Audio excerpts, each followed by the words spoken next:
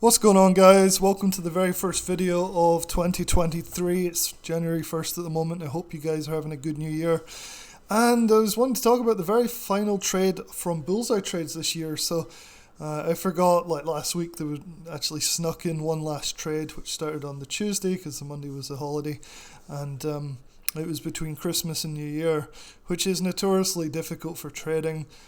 Due to people taking profits for tax reasons and all this stuff, taking losses for tax reasons, that kind of thing. And so it was a sneaky little trade that came in, and unfortunately it was another losing trade, which makes two in a row, which may be demoralizing some of you guys that are new to the service. And I just kind of want to talk through the trade and also kind of reassure you that this is not, the norm for this service, and that it would be a shame for you guys to abandon the service just because of a couple of losing trades, and sometimes that happens with these services. And sometimes it just takes like a bit of a zoom out, a bigger picture of the overall track record for something.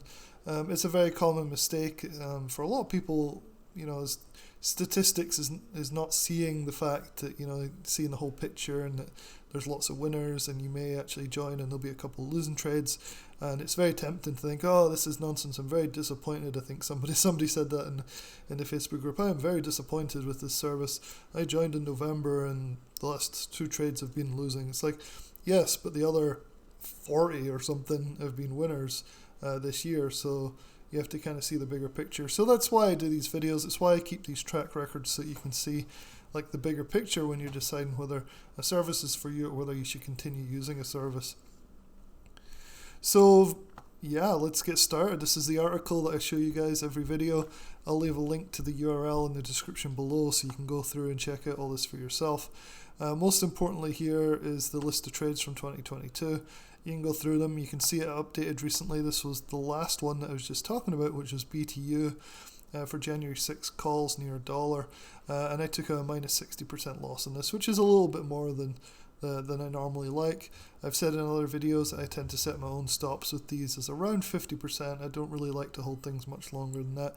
In this case I did lose a little bit more, minus 60%, which is not ideal, but the good thing is I took a very small position on this, and I'll talk about why I did that in this video. And that brings me nicely to the actual alert from, not Jason Bond, from Jeff Bishop here. So we go to Bullseye Trades. People keep asking me where are the updates for Bullseye Trades, and so they always come out via the app. But if you're looking for extra reassurance or discussion, you can always check out the Facebook group that I run, or if you don't have access to that, I'll leave a link for it in the description so you can come and join it. You can also check out the comments on this week's particular alert, right, or information. So if you go to the dashboard here and you look through, this is the alert that came out with all the due diligence. And then if you look down below here, there's a discussion. So everybody's always obsessed about what Jeff's doing. Jeff outlines what he's probably going to do in the initial trade details here. So in this case it was BTU calls near $1. The stop is a close below, and you notice he's underlined below, just because a lot of people think that if this thing dips to 27, then they should immediately stop out. And that sometimes is a good thing to do, but often what will happen is you'll see a rebound and it will close above 27 and continue up. In this case, it did actually close below 27 and head down more. But you have to stick with a strategy, right? You can't just like have no strategy. You actually have to follow the rules, right? So in this case, I was telling some people, like, look, read the email really carefully. Don't just go to the highlighted part. That's useful, but it doesn't take very long, and in some ways it's much better to really look at the email, learn why he's taking the trade, look at the reasoning behind it, see if you agree, learn the technicals. It's very simple. If you watch his 11 a.m. Video about this where he looks at the Keltner channels and things, learn about the trade, look into it yourself. There's plenty of time to enter these. This is not one of these services where you need to rush in and buy as soon as the alert comes out. I've said over and over again in these videos that it's often best to wait a day or two, and that's what I usually do, and it usually minimizes my losses and maximizes my gains with this service. And I think that's definitely an issue I'm seeing with people. They'll be like, but Jeff said to get in at $1. It's like, no, he said under $1, near $1. But if you listen to his actual explanations, he'll often say he's waiting for a better entry than that, like lower than that. And he's human. He'll sometimes buy higher than that, sometimes lower.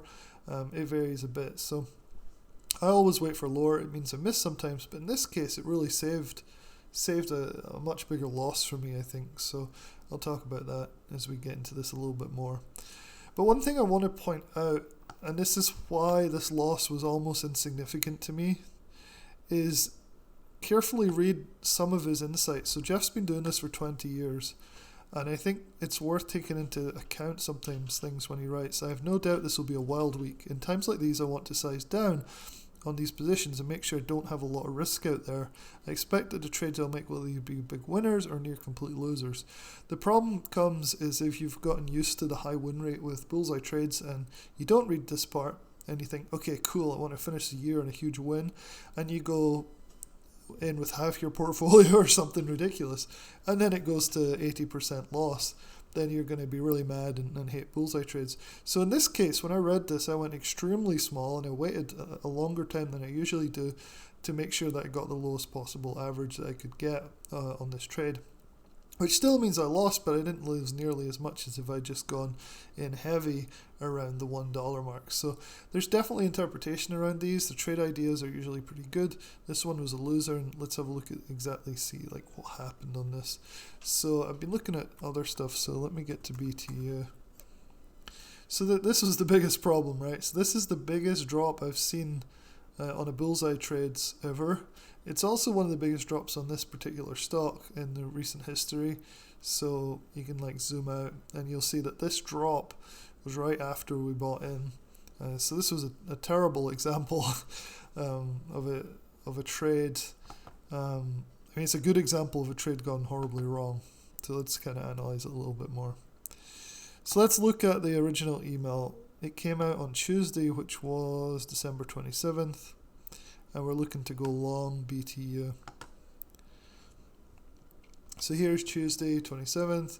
So it opened up here. Like I said, I never buy until towards the end of the day. So I took a tiny one contract position here. And I'm so glad I did, because it immediately sold off massively the next morning, all the way down to here, which was crazy. And there was a lot of speculation about why this was, and it turns out it looks like there was a lawsuit against the company or some sort of settlement with a lawsuit. I don't know the details. It doesn't look like that many people understood what was happening, but this was a horrendous sell-off. Like, this is worst case scenario, right? Especially if you buy out the gates up here. So what I did is I did buy some more down here, but at this point the contracts were so cheap it wasn't really a big risk to me at all. So, you know, we're getting down towards the 27 mark. Let me just draw that in. So this is the tactic I used with this one, and I usually do this if things go wrong. Bullseye doesn't go wrong that often, but when it does, it can be quite bad. So I actually started buying more contracts for like really cheap down here, like 40 cents or something ridiculous. So I still had a really, really small position, even though I brought my average down from here all the way down to like here somewhere in terms of the underlying stock price. And so you can see it kind of got a bounce and then it sold off, and I ended up stopping out here. Technically we closed under the $27 here. I gave it till the next morning, and as soon as it couldn't hold the 27, I took my loss there. And so you can see this was an example of a really, really bad Bullseye trades, but it's going to happen periodically. The cool thing is, if you do it properly and carefully and wait for pullbacks to enter, and you enter really small and scale in, you can minimize your loss. So I took a 60% loss, but if you'd bought up here and held all the way to here, you'd probably be at like an 80% loss or something. So you've got to try and manage this the best you can. The cool thing is, if this had bounced, and it's done it in the past with these big losing trades when you've had a ridiculous sell-off, I'd have been really, really in a good position here, because it would have made a lot, on the rebound. Unfortunately, he didn't do it this time.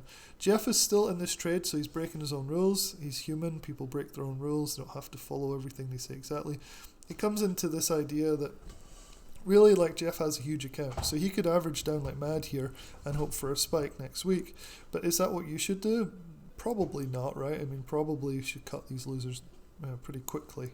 So yeah, so it was a good example of a trade that didn't work, but I still have plenty faith in this actually continuing. If you look at the full track record, and this comes back to my introduction here, is you can see these last two trades were losing trades, but if you go through the whole thing, you can see that there's long stretches of green, occasional loss, keeping it to 50%, that's okay. Generally you're making more than 50% on the wins, or about 50% depending on how you're doing things. Look at all these wins, all these wins, all these wins, it just goes on and on and on. There's another loss. And so for you guys that just signed up and are a bit disheartened, I wouldn't get too bothered about a couple of losses in a row here. It's long overdue. Let's hope that 2023 is as successful with the Bullseye trades overall as 2022 was, and hopefully we'll see another good year with Bullseye. Alright guys, talk to you soon.